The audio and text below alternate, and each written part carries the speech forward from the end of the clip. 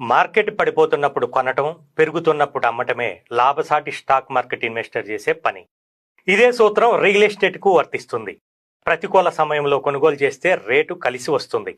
Market బాగున్నప్పుడు విక్రయిస్తే రాబడి రెండింతలవుతుంది.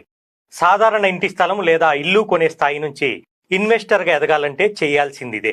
Stock market పెట్టుబడులకు మాదిరిగానే స్థిరాస్తి రంగానికి కూడా కండిషన్స్ అప్లై అనేది ఉంటుంది.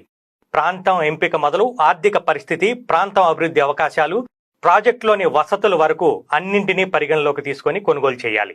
అప్పుడే పెట్టుబడికి తగిన ప్రతిఫలాలను అందుకోవడం సాధ్యం అవుతుంది. ప్రాంతం అభివృద్ధిని ముందుగా అంచనా వేయగలిగితేనే దాని ప్రతిఫలాలను 100% ఆస్వాదించవచ్చు. మెరుగైన మౌలిక వసతులు, భద్రత, కనెక్టివిటీ, నిత్యావసరాలు, అందుబాటు ధర వంటి వాటిని సమీక్షించుకొని ప్రాంతాన్ని ఎంపిక చేసుకోవాలి. అలా ఇన్వెస్టర్లు ఆలోచించాలంటే ఇప్పుడు ఉన్న ఒకే ఒక మార్గం ఔటర్ రింగ్ రోడ్డు నుంచి రీజనల్ రింగ్ రోడ్డు వరకు ఇంటి స్థలాల మీద ఇన్వెస్ట్ చేయటమే అని ఆర్థిక నిపుణులు సలహా ఇస్తున్నారు. దానికి కారణం రీజనల్ రింగ్ రోడ్డు ఆవల 5 కిలోమీటర్ల వరకు హెచ్ఎండిఏ పరిధిలోకి రావటం. హైదరాబాద్ అభివృద్ధిలో రీజనల్ రింగ్ రోడ్డు వరకు ఉన్న స్థలాలు కూడా ప్రధాన పాత్ర పోషిస్తాయని తెలుస్తోంది.